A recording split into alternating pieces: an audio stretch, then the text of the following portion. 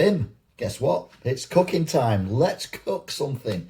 But we're going to do something a little bit more exciting than before. We're actually going to cook something that is properly cooked, pretty much from scratch, but using stuff that you've got in the house, like potatoes, onions, gravy, and of course minced meat. We're going to make cottage pie.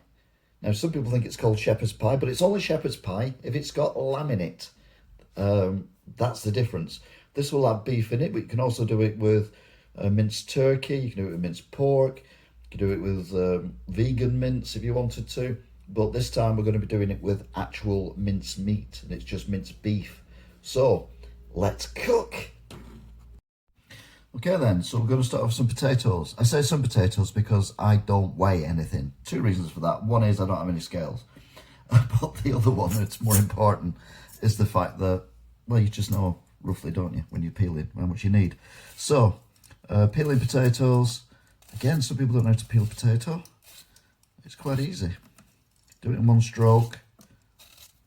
And then at the end, you just get rid of the end bits.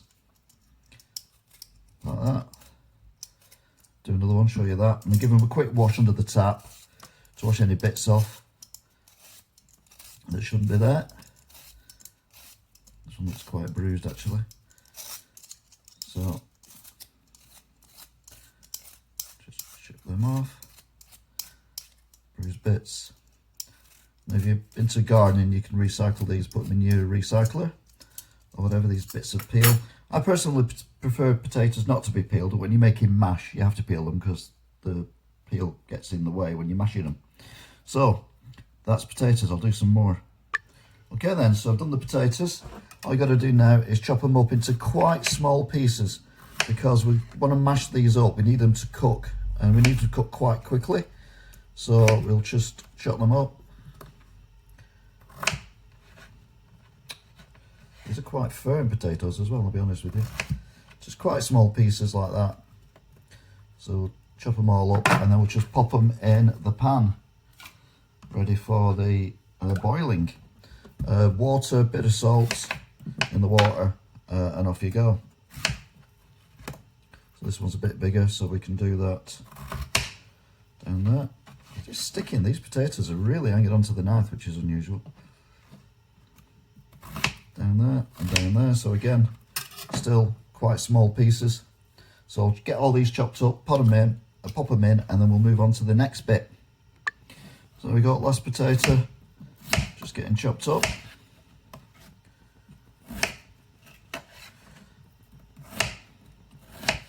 Was it in the pan, and then we'll move on to the next ingredient. The potatoes always take a while, so I always get them on first. The actual stew part itself doesn't take as long, so bit of oil. Again, I use rapeseed, but you can use any oil you want. It doesn't have to be rapeseed. Onions.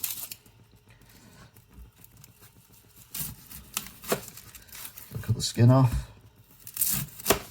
Always make sure your knives are as sharp as they can be. Got a bit of black in it, so we'll cut through that black.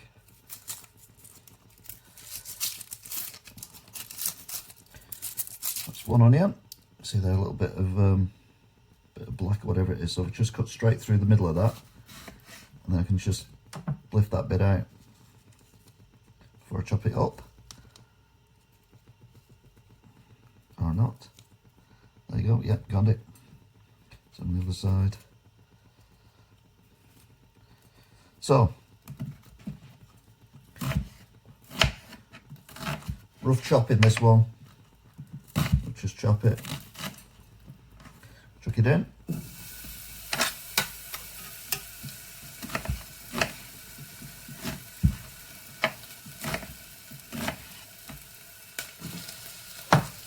That's one onion.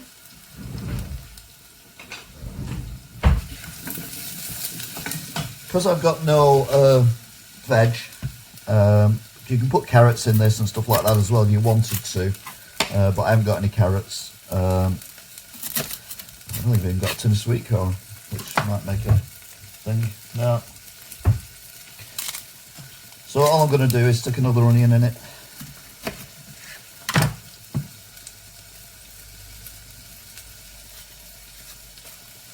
this up and get it in. Okay then, so we've got the onions in the pan. You can see the potatoes as well. So we cook these until they go, they're not white, they're more see-through. When you cook an onion, it goes clear. So, although it's going to get cooked a lot, because we're going to cook it in here, leave it for a while, and then we're going to cook it again when we put it in the oven, obviously. But you can see now the onions are starting to go softer. Keep mashing them up a bit, break up the big chunks, so every little bit of onion gets cooked nice.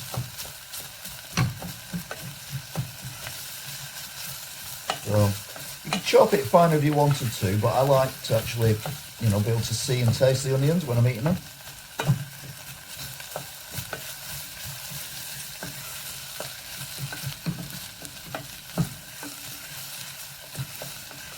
So we're nearly there.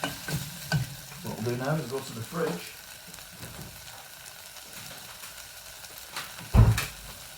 Get our mincemeat. Again, just chucking it all in. This will do tomorrow, but it'll also do, it'll do tonight, but it'll also do tomorrow as well, because there's a lot of minced beef here. So I might even make 2 cottage pies, because I seem to have done rather a lot of potatoes, I'll be honest.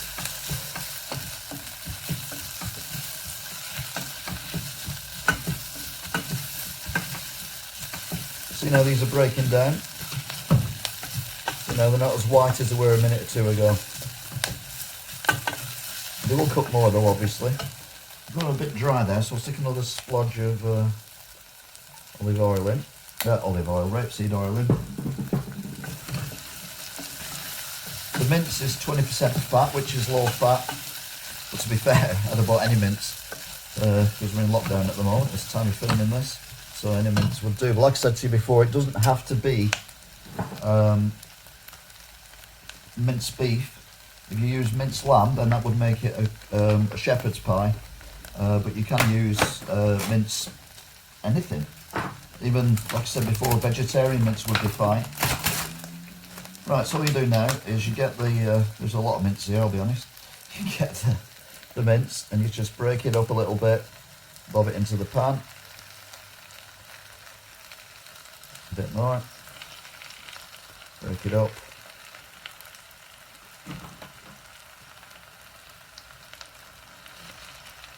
So yeah, I think I'm going to make 2 cottage pies from this, because there's a lot there. Right, so we've done that. Put that in the bin. And then wash your hands, because you've been handling raw meat.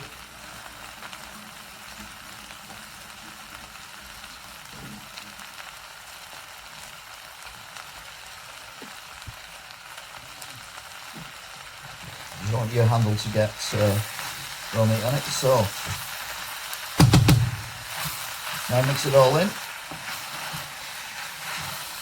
You see the meat starting to go brown, which is what you want. It's also breaking down quite a bit as well, so the pan is not as full as it was a minute ago, which is a bit better. The onions are mixing in as well.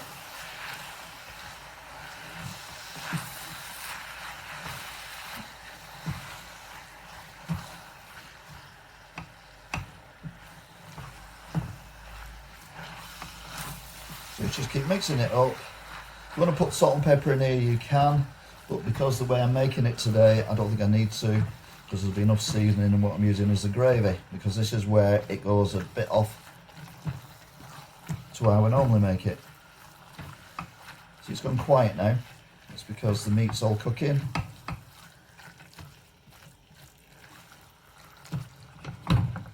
It's kind of starting to go brown.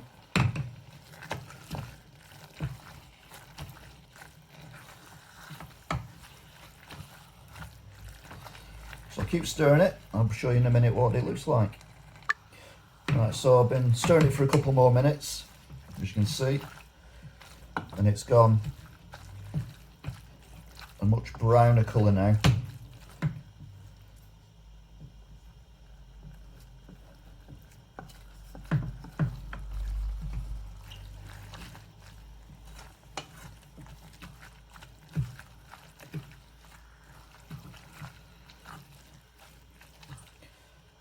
pretty much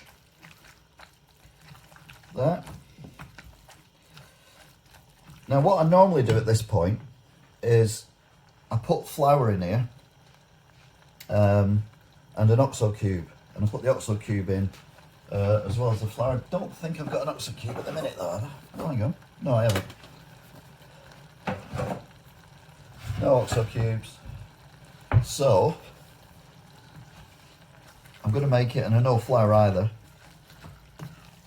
So I'm going to make it in a way I've never made it before. And I'm not even joking. I'm going to do it with gravy granules. So here we go. We've got Bisto gluten-free gravy granules. Now, I don't know whether to just chuck them in. No, I think I need to put the kettle on.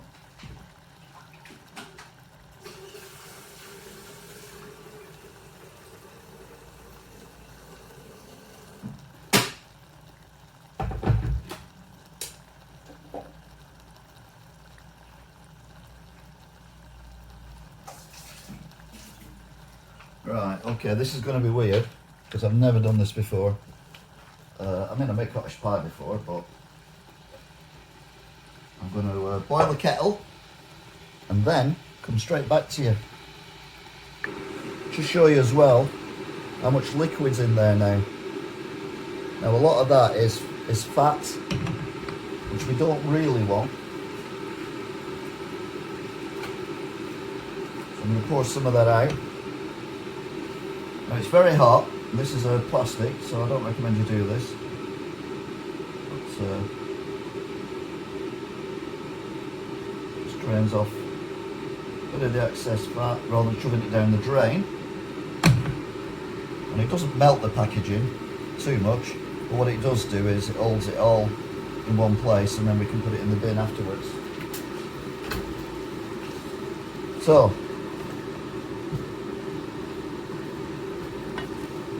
kettle's nearly boiled. Put some of the gravy brown in a jug, and all you do is, when the kettle does boil, is add the water. Now I need to make it a bit thicker than I would normally do for two reasons. One is you need to be able to put the potato on top without the potato sinking, and the other one is there's some liquid in here still, so I need to make it not as thick as I would thicker than I would normally even. Near enough. So pour it in. Again, be very careful with your hands. Right, and with any luck, that should thicken up nicely. Let's put quite a lot in there. And it is thickening up now.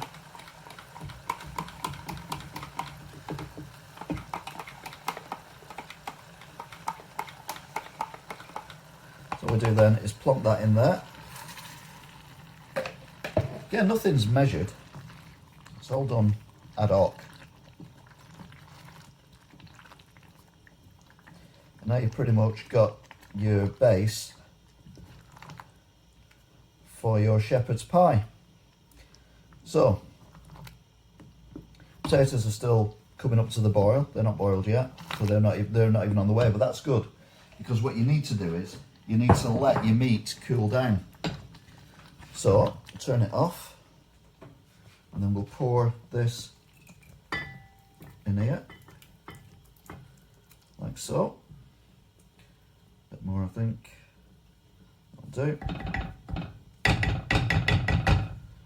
And then, because we've got way too much meat, there we go.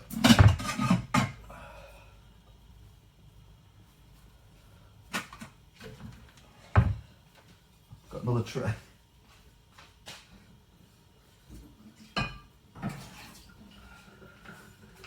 Right, so we'll put that one over there on there because that's already hot. And then this one, pour in here.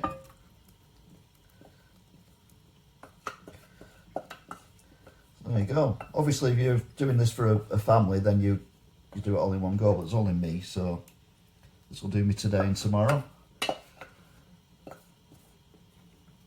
So that's the cooking bit. The next bit is wait for the potatoes to boil, which they've just started doing, which is why I put the potatoes on first.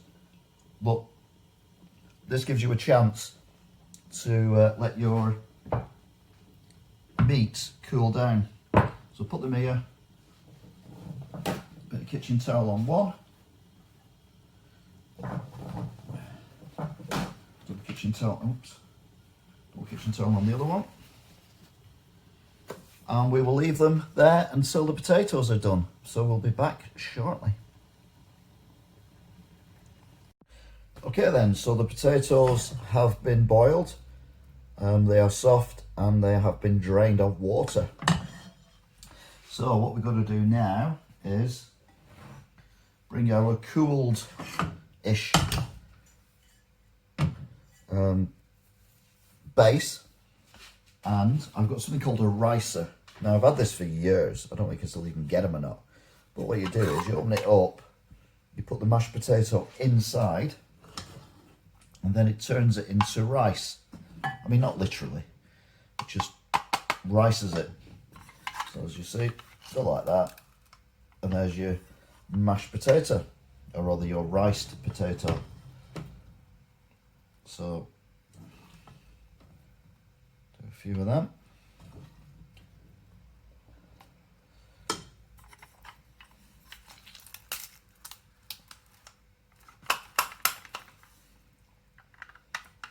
You can see it's filling up nicely. Also as well, because we've let the meat cool down and the gravy, it's more of a solid base, so it's less likely that the mashed potato is going to go underneath. Just spread it around a little bit. Nothing worse than sunken mashed potato. Probably, I don't know. That's a little bit. So because it's been riced, it also adds to the fact that when it cooks, it'll go nice and crispy. Now you can add milk, you can add